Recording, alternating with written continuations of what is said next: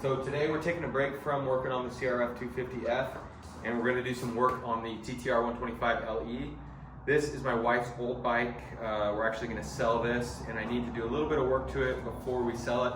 It's in great condition, but I've been having a heck of a time with it, not wanting to cold start. So I have already swapped the jets out. I swapped the pilot jet to 17.5 and I swapped the main jet to 110.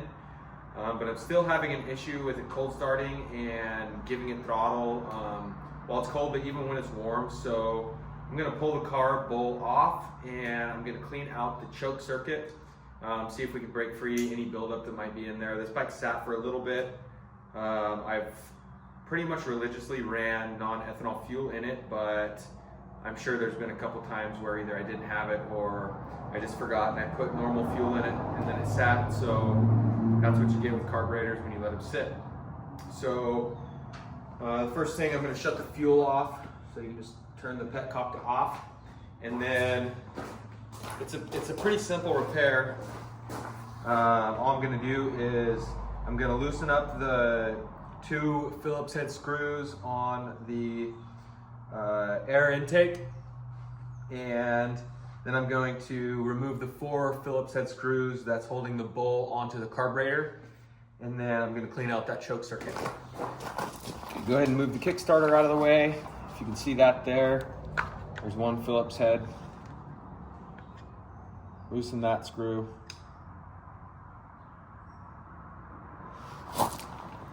There's another one over here.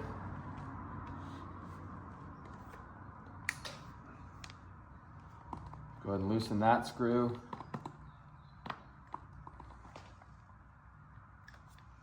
And then you can see both of those clamps are loose. I like to loosen them up more than you'd think, sometimes these boots are a little tricky to get off of here. One thing you can do after you get that off is pop these boots out.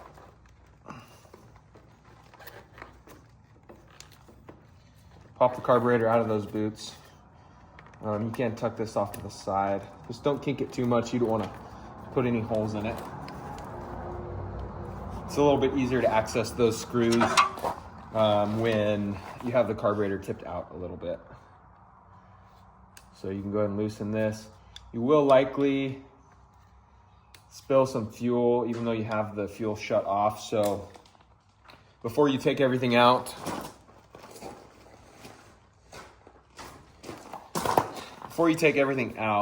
I just like to put a couple shop towels here, just so you don't get fuel all over everything. Go ahead and loosen up these screws. And on each of these screws, there is a little washer, so just make sure that you don't lose that. You can see some of that fuel dripping out. If you can't keep the carburetor a little bit more vertical, that's good, but it is going to drip. Ideally, you'd want to do this, fire up the bike, let it run, burn all that fuel off, and then take this apart, but I could not do that because I couldn't get the bike to start, so I'm gonna have to do it this way.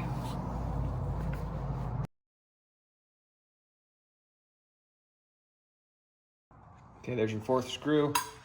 Now this bowl will pop off.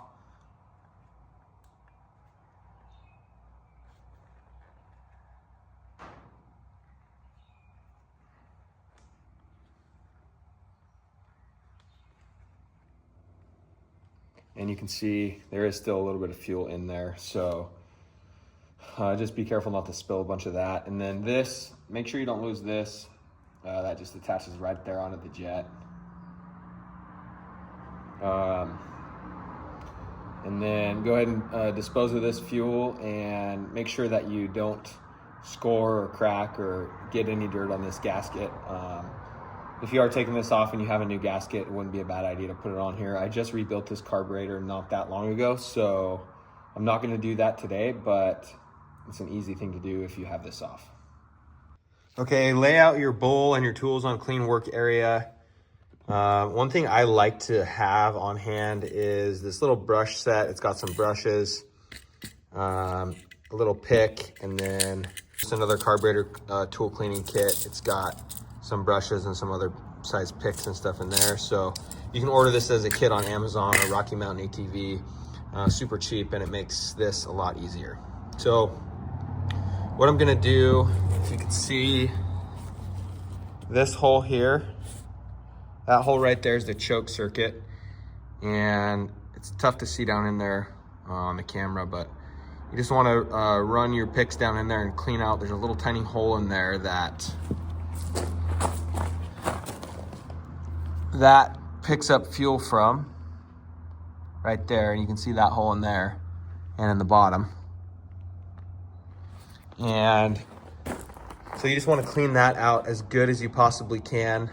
Spray some carb cleaner in there, get your pick in there. You can use a drill bit. I don't think I have one that's small enough to get in there, and I don't want to bore that hole out, so I'm just going to use my picks and see what I can do. You can see that. Just running that down in there, you can feel the hole. Break up as much of that gunk and debris in there as you can. Okay, now I'm going to take my air compressor and I'm going to blow some compressed air into that hole. You can get it from the inside too. I'm going to start with the inside so I don't blow anything back down in deeper.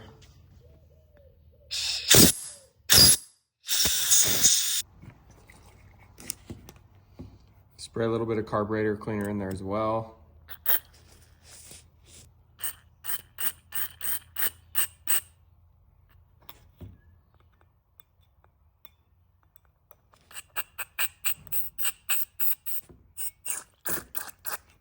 Okay, now that you have that done, you can shine a light down in there. It's probably hard to see in the video, but you can see that hole. It is clear. I'm getting fluid passage both ways as well as air. So I'm gonna put this back on the bike and we're gonna test it. I did end up removing this gasket, so just go ahead and put your gasket back on. Line that up. When you tighten these back up, just tighten them all evenly, so don't crank one down all the way and then the other one, just try to snug them up all evenly. I like to go corner, corner, and then corner, corner. That way everything gets tightened down nicely and that gasket gets seated properly on the face of the carburetor. Now that you've got that reassembled, then you can go ahead and put your air boots back on.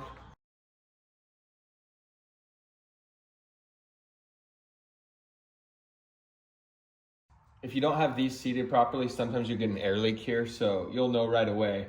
It'll be running rough. But yeah, now we're gonna turn the fuel back on and we're gonna start it. Now go turn your fuel back on. I'm going to kick it.